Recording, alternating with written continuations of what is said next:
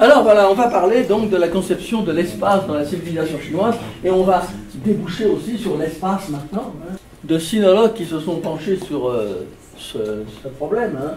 Et vous pouvez lire, par exemple, des œuvres de gens comme Marcel Granet, hein, qui ont écrit sur la pensée chinoise. Et ils disent que ce ne sont pas des lieux neutres que le temps et l'espace. Hein. Les Chinois ne raisonnaient pas comme ça dans le passé. Hein, et il n'y a pas de concept abstrait du temps ou de l'espace, et qu'aucun philosophe chinois n'a trouvé intérêt à considérer l'espace comme une étendue simple. Alors, est-ce que ça veut dire que le concept d'espace n'existe pas en Chine? Alors, on va se poser ce problème-là. De quoi on parle? C'est un gros problème parce que dès que vous abordez des concepts entre des civilisations différentes, vous apercevez qu'il n'y a jamais un concept qui correspond exactement à l'autre. Hein, et il y a souvent des malentendus qui viennent de ça. Alors, un petit test. Hein. Je me suis dit, comment est-ce que je vais mettre en chinois la conception de l'espace dans la culture chinoise? Alors, pour ceux qui font des chinois, bien sûr, Zhongguo Wenhua, Zhong, dans la culture chinoise, Kong Dian, hein, c'est le Dian. Là, comme c'est une image, on le voit écrit correctement, de Gai Nian, hein, le concept.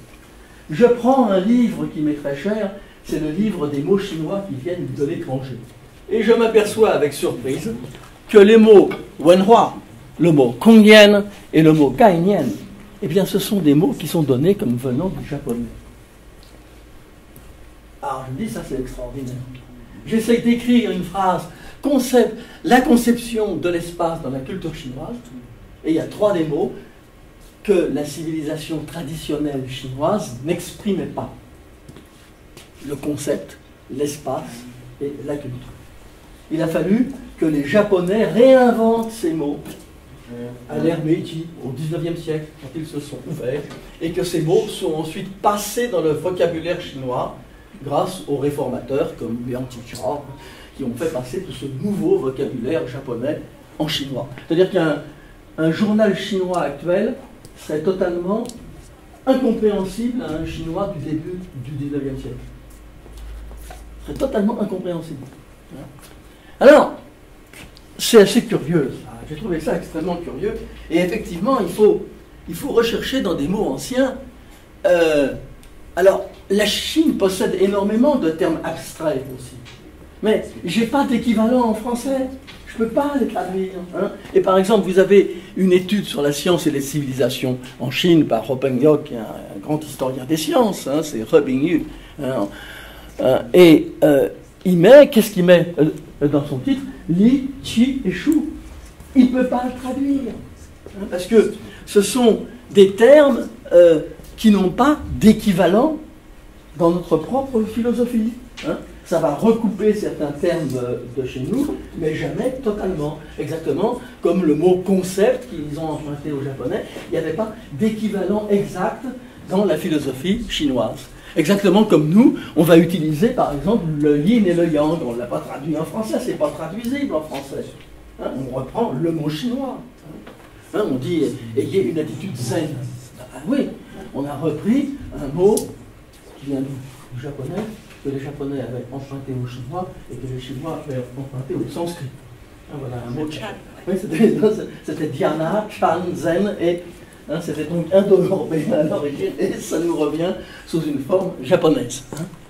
Alors, ça va être un problème que l'on a tout le temps, c'est les difficultés de traduire des concepts d'une civilisation à l'autre. Hein.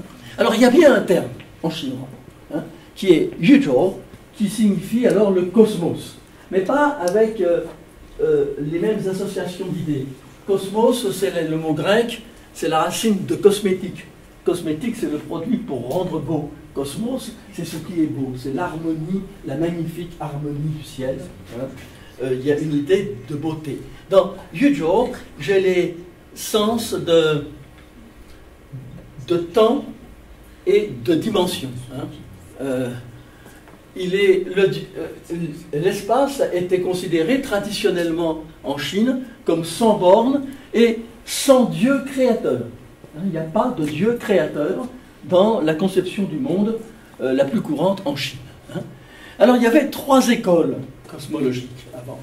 Il y avait ce qui s'appelait le Gaitian, le ciel couvercle, le Huntien, le cercle comme une sphère, et puis Xuanier, un espèce d'espace infiniment vide. On va les voir une à une. Gaitian, c'est une conception très courante en Chine. Hein. Le ciel est rond, et c'est une espèce de couvercle qui est au-dessus d'une terre carrée. Alors c'est important parce que ça montre bien quelle va être la conception du ciel. Le ciel va être comme une espèce de miroir qui est au-dessus, une espèce de reflet de ce qui se passe sur Terre. Hein. C'était une théorie que les Chinois ont vue comme un peu invraisemblable aussi, mais elle est restée quand même en vigueur assez longtemps. Ça leur a permis, il y a très très longtemps, dans un ouvrage qui date de 2000 ans, mais qui reprenait des calculs encore plus vieux, hein, qui s'appelle Zhu Bei Xuanjing, hein, ça lui permettait de calculer le diamètre du ciel. Ils ont trouvé que le ciel faisait 357 000 lits, soit à peu près 170 000 kilomètres de diamètre. Mathématiquement, c'est parfait, hein, ils ne se sont pas trompés dans les triangles et tout, seulement comme l'hypothèse de base était mauvaise, évidemment, ça n'a pas marché. Les Grecs ont eu plus de chance, ils ont pris une hypothèse de base qui était juste, hein, ils ont raisonné sur les ombres aussi, mais comme ils avaient considéré que la Terre était sphérique, ils ont trouvé le bon nombre. Là, ils ont considéré que la Terre et le ciel étaient plats, les mathématiques étaient bonnes, mais l'hypothèse physique de base n'était pas bonne. Mais les Chinois savaient très bien calculer aussi avec ça. Le Huntien, hein, c'est une théorie qui est déjà plus proche des théories qui ont fleuri après au Moyen-Orient et dans notre Antiquité. Hein. C'est le ciel est une sphère qui entoure la Terre. Ils n'ont jamais eu vraiment de façon sûre de théorie comme quoi la Terre était sphérique. Hein. Ça n'a jamais été très net. Hein.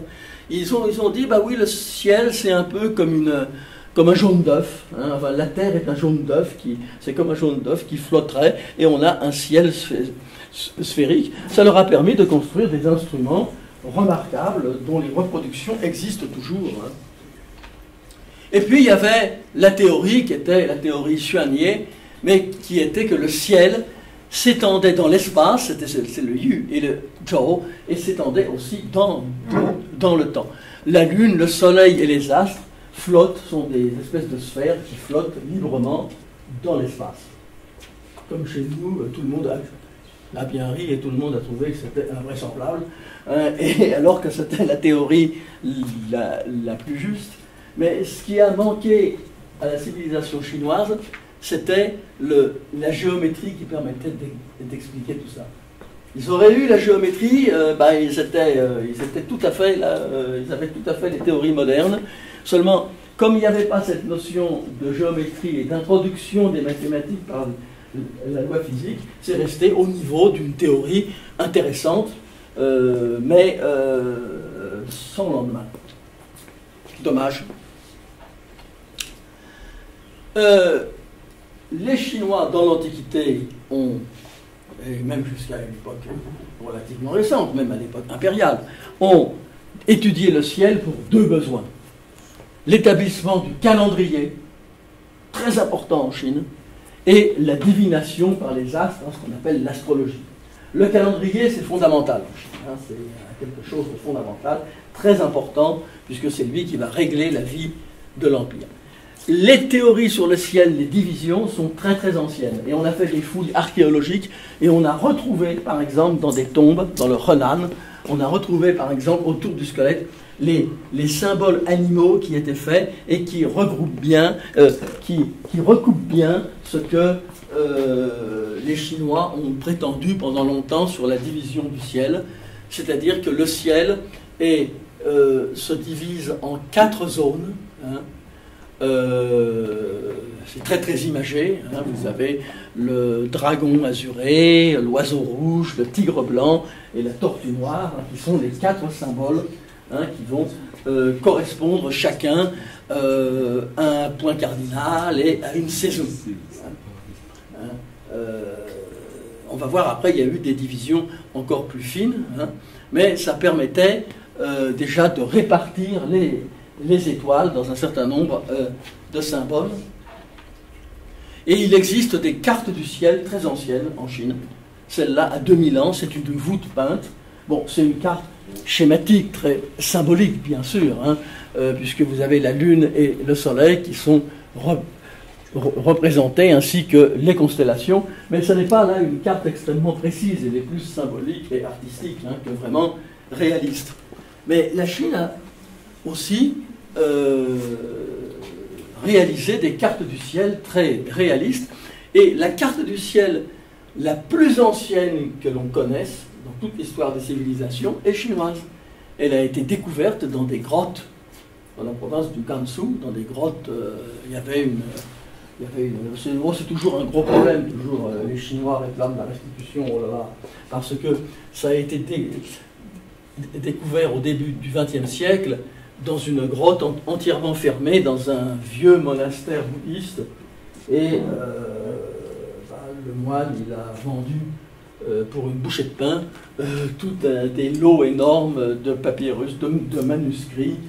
C'était pas des papyrus, c'était ou du papier ou de la soie, des manuscrits aux archéologues français et anglais. Cette carte date de l'an 700 de notre ère. Elle montre 1348 étoiles. Ce qui est intéressant, c'est qu'elle est finalement assez moderne d'allure. Hein. Les constellations sont dessinées de façon relativement moderne. Et on a aussi des cartes du ciel sur pierre, des stèles, avec des cartes du ciel. Elle est très très connue, celle-là. Elle représente aussi plus de 1000 étoiles.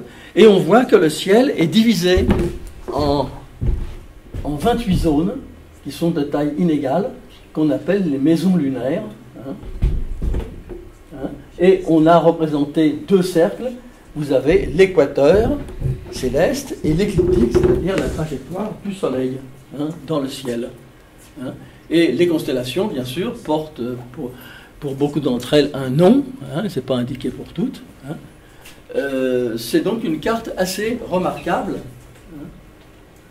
Et une autre carte, on dirait vraiment une carte moderne, les constellations, ça date du XIIIe siècle. Les constellations, c'est pas les mêmes que chez nous, c'est des constellations plus petites que chez nous, ça s'appelle des astérismes. Mais vous voyez que c'est absolument remarquable comme cartographie. Avec ces zones, parce que tout ça c'est expliqué dans des traités aussi, ces zones lunaires, il y a des étoiles guides, et la position des étoiles guides permet de dater ce système. Je crois qu'on ne fait plus beaucoup de cosmographie maintenant dans les lycées, ça prend plus. Mais il faut savoir que le pôle céleste change de place. Il fait un grand tour en 26 000 ans. Si vous prenez des documents comme cela, voilà l'équateur céleste tel qu'il est de nos jours, et voilà la position des étoiles guides des maisons lunaires chinoises. Vous voyez que c'est décalé. Avec ce décalage, je vais pouvoir en conclure à quelle date ce système a été mis en place. Et alors, on y arrive très bien, et on trouve que ça a été mis en place il y a entre 2000 et 2500 ans avant notre ère. Ce qui correspond bien à ce que disent les Chinois, c'est une civilisation vieille de 4000 à 5000 ans. Ça correspond bien. Les notions d'astronomie montrent bien que c'est une date exacte. Effectivement, toute cette base de la civilisation chinoise à 4000 ans ou 5000 ans. Voilà des cartes plus récentes. Alors, comme le ciel, je vous ai dit, la voûte céleste, ça donne l'image de ce qui se passe sur Terre, vous avez le palais impérial, avec sa porte du nord, sa porte du sud. Vous avez les murailles, il y a tous les mandarins. Et puis, à l'extérieur du ciel, loin, ce sont les pays étrangers qui menacent la Chine. Alors, c'est là qu'il y a des constellations où on a le char guerrier, on a les soldats, il y a même les toilettes pour les soldats. Ils ont même prévu, il y a une constellation, c'est c'est les toilettes, la constellation de ça, c'est les toilettes pour les soldats. Il y a une espèce de réalisme dans les noms des constellations. C'est une image de l'Empire. Alors, si c'est une image de l'Empire, ça va permettre de faire de l'astrologie, évidemment. et une astrologie au service de l'Empire. Il y avait des bureaux astronomiques, et les gars, ils regardaient, là, ils étaient avec leurs instruments. Ah, il y a une comète qui passe. Oh là là, c'est une comète qui passe dans tel endroit. Attention, il va y avoir une guerre à tel endroit, etc. Hein. Et donc, l'empereur était tenu informé de tous ces signes célestes, et de ce fait, c'était stratégique, et l'observation du ciel était interdite au peuple. C'était uniquement le bureau d'astronomie qui avait le droit de regarder le ciel et d'en tirer les conclusions. Et toute cette idée va créer une vision de l'univers dans lequel le ciel, la terre et l'homme vont être en harmonie, et l'empereur était l'intermédiaire. C'est pour ça qu'on l'appelait le fils du ciel, hein, Tianzi, et il était l'intermédiaire, et tout cela devait être harmonieux, et c'était l'empereur qui était le garant de cette harmonie qui existait sur Terre entre l'Empire et le ciel. Hein. Et si jamais les choses se passaient très mal, eh bien ça voulait dire que l'empereur devait être démis, c'était la fin de la dynastie, il fallait changer le mandat, ça se disait Göming, et c'est le mot qui est passé dans le langage moderne pour dire révolution. Les gens continuent à raisonner un peu comme ça. Je me souviens, en 1976, il y a eu la mort de Mao Tse-tung, le grand tremblement de terre de Tangshan.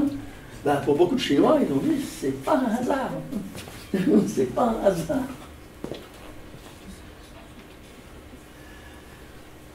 Les mesures célestes permettaient même de calculer l'emplacement de la capitale de l'Empire. Hein. On a un vieux livre qui s'appelle Le Rite des Zhou, hein, le Zhou Li, qui est une des sources anciennes, c'est un classique, c'est un livre très très ancien, parce que c'est un texte qui a été rédigé il y a 2000 ans, mais qui concerne une civilisation, qui concerne une dynastie qui exerçait le pouvoir 1000 ans avant. Hein. Merci. On a donc une explication sur la façon dont les gens construisaient la capitale impériale il y a 3000 ans, ou 3500 ans. Et alors, c'était fait avec des mesures astronomiques, des tablettes, on mesurait l'ombre du soleil, hein, et on pouvait, comme ça, déterminer l'endroit où devait se trouver la capitale. Et le plan de la ville était orienté avec des critères astronomiques. Donc, les villes sont orientées nord-sud, les villes traditionnelles. Si vous prenez Pékin, c'est nord-sud, hein, est-ouest. Hein, et curieusement, il n'y a pas de grand fleuve qui traverse. Dans Pékin, il n'y a aucun grand fleuve qui traverse. Parce que la capitale était choisie, non pas sur des critères économiques, mais sur des critères de géomancie. Ce qui était important, c'était la position par rapport aux étoiles, par rapport aux montagnes. Hein. Vous avez des appareils de géomancie, là j'en ai, là voilà comment ça se présentait. Hein. Voilà, hein. Ça c'est des appareils de géomancie chinoise. Hein. Voilà. Voilà.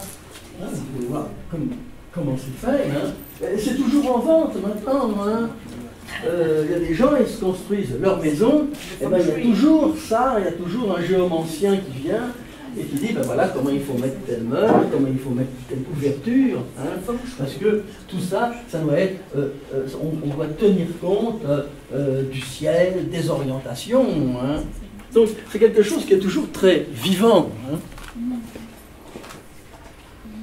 Et on avait même les murailles de la grande ville, Chang'an, capitale de la dynastie des Han, hein, la première dynastie des Han, eh bien, les murailles reproduisaient la forme des constellations. Hein, il y avait cette constellation de la Grande Ourse que les Chinois appelaient le boisseau, parce que ça a bien la forme du boisseau qui sert à prendre le grain. Eh bien, il y avait, dans la partie nord, il y avait le boisseau du nord, hein, qui était donc notre chariot de la Grande Ourse, et dans la partie sud, ils avaient reproduit le boisseau du sud, qui était un groupe d'étoiles dans la constellation du Sagittaire. Et ils disaient, c'est la ville aux deux boisseaux. C'est-à-dire que vraiment le ciel dictait la forme des murailles.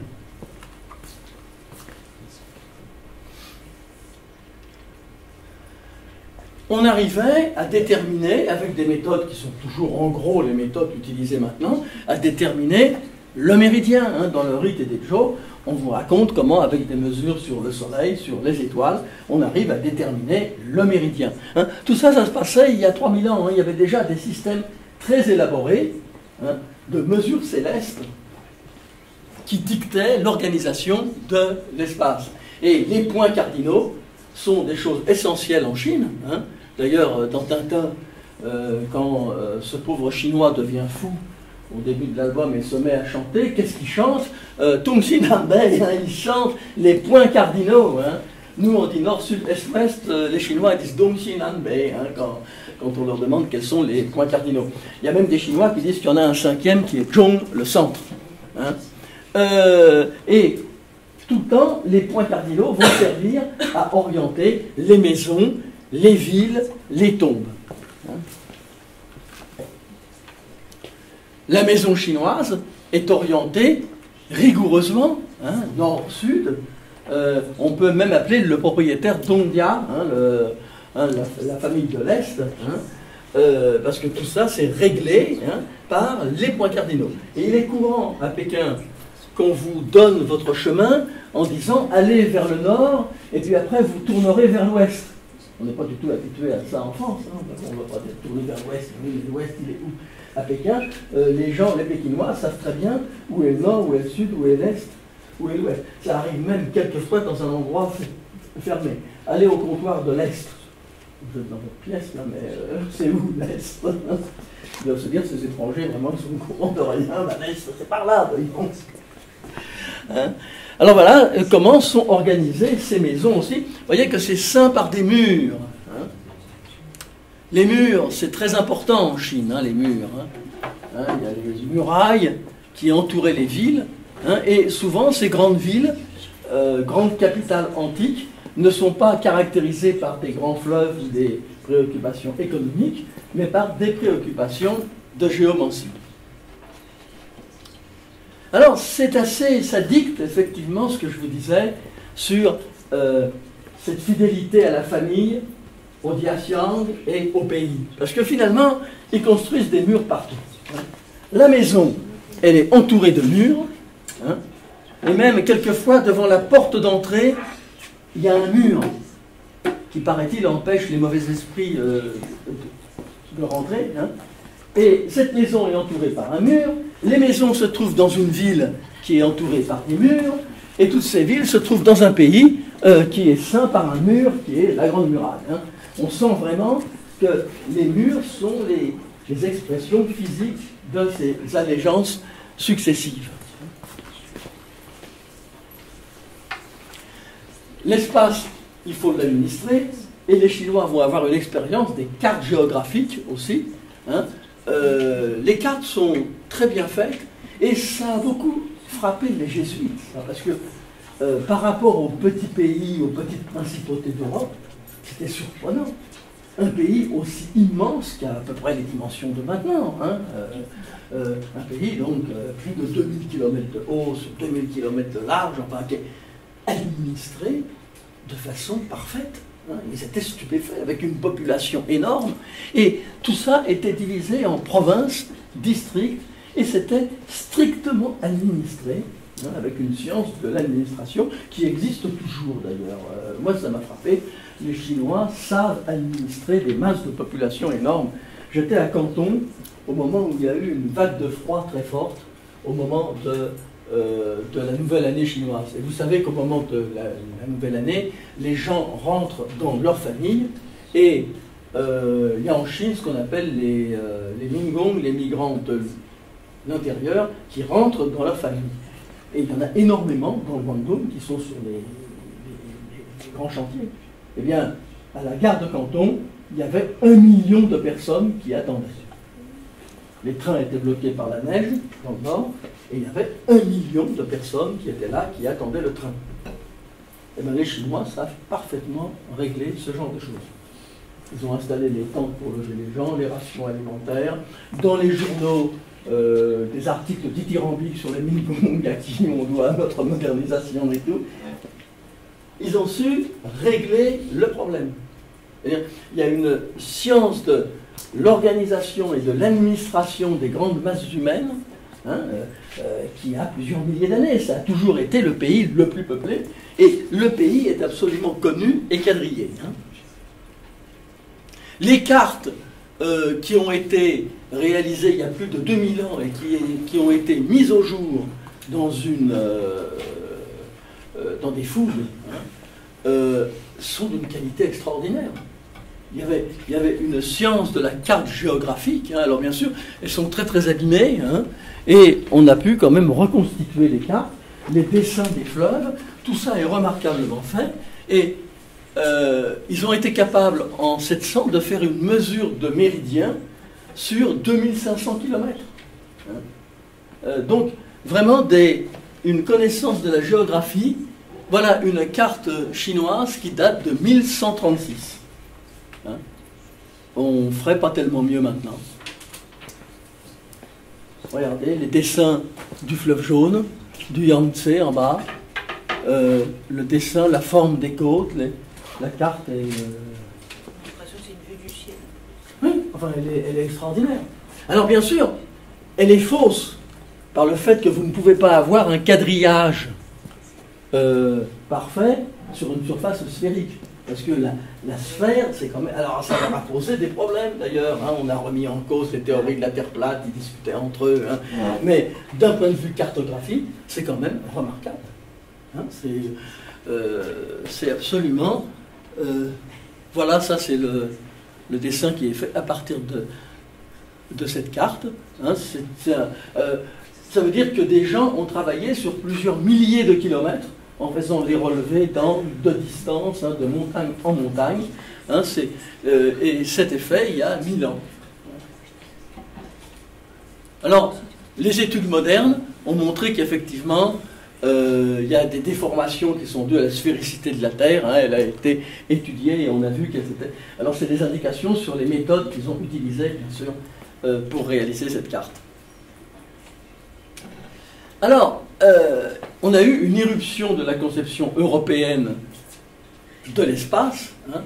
Ces conceptions européennes ont été apportées par les jésuites, donc en gros XVIIe siècle, fin du XVIe et XVIIe siècle. Et ces conceptions européennes ont semé un certain trouble, mais il n'y a pas eu de bouleversement terrible à cette époque-là. Certains Chinois les ont acceptés très vite, d'autres ont continué à les mettre en doute. Et d'ailleurs, ce qui a beaucoup embêté les jésuites, c'est qu'après avoir enseigné que la Terre était au centre du monde, eh ben, il a fallu faire demi-tour et enseigner que c'était le Soleil qui était au centre du monde. Donc les Chinois ont dit, alors il faudrait savoir... vous dites ça, puis 50 ans après, vous nous dites le contraire. Alors ça a mis en défaut quand même ce qu'apportaient les jésuites. Et on a eu deux visions de l'espace irréconciliables, hein, qui était la vision chrétienne, un univers fini, car les jésuites, ils enseignaient qu'il y avait une sphère sur laquelle il y avait les étoiles, une sphère fixe, hein, et puis un univers qui commençait au moment de la création par Dieu et qui se terminait au jour du jugement dernier. C'est ce qu'enseignaient les jésuites. Les Chinois avaient une vision totalement différente. Eux, on considère qu'on a un univers infini dans l'espace et dans le temps, avec peut-être des cycles, hein, selon qu'on est plus ou moins bouddhiste, enfin bon, il y avait différentes écoles, et il n'y avait pas de créateur intelligent comme chez les chrétiens, mais une évolution spontanée. Très curieusement, on aurait pu dire finalement la vision la plus scientifique, c'est la vision chinoise. Alors pourquoi est-ce que la science, elle est apparue chez les autres, la science moderne, et pas chez les Chinois? Ça, c'est la grande question que tout le monde se pose, les Chinois y compris.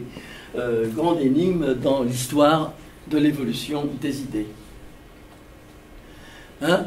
Parce qu'au XVIIIe siècle sont apparus les planétaires coperniciens avec le Soleil au centre, et puis on en faisait cadeau aux Chinois. Alors là, les Chinois se grattaient la tête et convoquaient les jésuites. Hein, alors, c'est quoi qui est au centre? Les jésuites étaient bien embêtés, il leur était interdit de défendre les idées coperniciennes, comme quoi c'était le Soleil qui était au centre. Et l'irruption vraiment des conceptions modernes sur l'espace, eh bien ça s'est passé au XIXe siècle. Alors ce n'est pas les catholiques, ce n'est pas les missionnaires catholiques qui étaient coincés un peu par la hiérarchie vaticane qui freinait les idées de Copernic, c'est plutôt les missionnaires protestants, comme les pasteurs comme Alexander Wiley, qui ont lancé la traduction systématique de tous les ouvrages scientifiques européens. Et c'est à ce moment-là qu'on a eu l'irruption de tout le vocabulaire scientifique chinois, soit par des transcriptions, soit par les néologismes qui étaient inventés à l'époque, soit par l'emprunt des néologismes qui avaient été inventés par les Japonais. On a eu le basculement, alors très vite, dans une situation où la Chine classique était un peu en effondrement, hein, et c'est pour ça que ce basculement s'est produit à ce moment-là. Mais les crises de rejet sont toujours possibles, et par exemple, c'est une caricature qui critique la révolution culturelle, hein, et on montre comment la bande des quatre, là, les quatre maoïstes, il ne faut pas le dire en Chine, des maoïstes, hein, comment les quatre étaient en train de brûler les œuvres étrangères, et en particulier la théorie de la relativité, hein, qui était considérée comme une théorie étrangère, bourgeoise, ce qui n'empêchait pas de l'appliquer, évidemment. Enfin, ça c'était leur problème. Hein. Et par exemple, un astrophysicien comme Fang Lizhi avait dit que durant la révolution culturelle, défendre la théorie du Big Bang était dangereux parce que vous étiez soupçonné d'être catholique. Hein. Alors, vous dites qu'il y a une création du monde, c'est donc que vous êtes influencé par le catholicisme, hein, durant la révolution culturelle. C'est-à-dire il n'y a pas si longtemps que ça. C'est pour ça que je pense qu'il y a toujours des crises possibles, hein, de rejet des idées étrangères, hein, parce qu'elles sont étrangères. Maintenant, les Chinois, ils basculent, bien sûr, dans l'espace, mais cette fois-ci, c'est plus la conception de l'espace, c'est le vrai espace dans lequel ils vont, et il y a cette conquête de l'espace dans laquelle les Chinois marquent des points. Il y a un aspect de revanche historique. Hein, je vous ai expliqué comment la Chine avait souffert au 19e et au 20e siècle.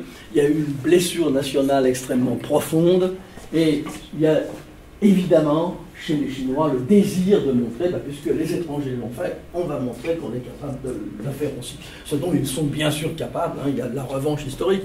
Par exemple, il y a eu un Chinois pionnier de l'aviation. Hein. Eh bien, vous voyez, c'est the Chinese leave the whites behind in aviation. Hein. C'était un Chinois qui devançait les blancs. Hein. Il y a vraiment ce désir de revanche très fort. Hein.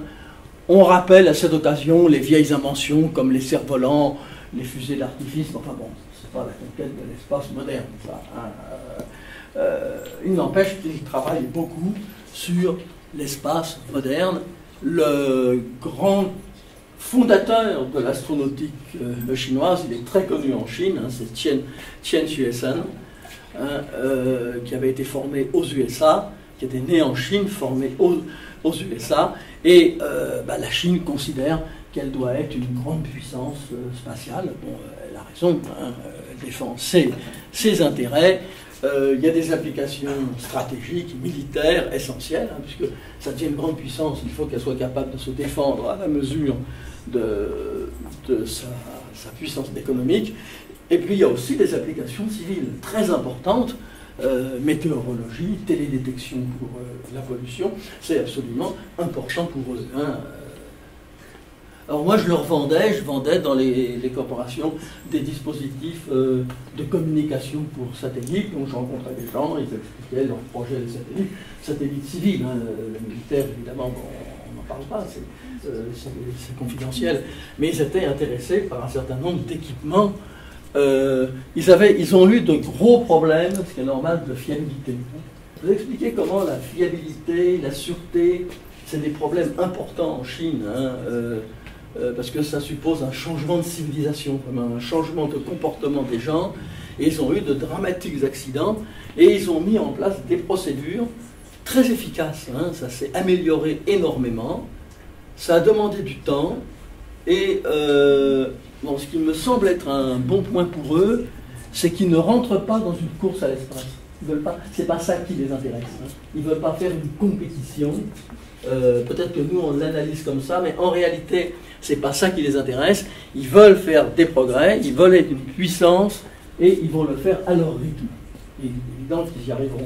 Parce qu'on s'est aperçu que pour certains développements, ils avaient été plutôt lents. Ça, c'est parce qu'ils n'ont pas brûlé les étapes et ils préfèrent bien maîtriser les problèmes plutôt que d'essayer d'aller trop vite pour éblouir.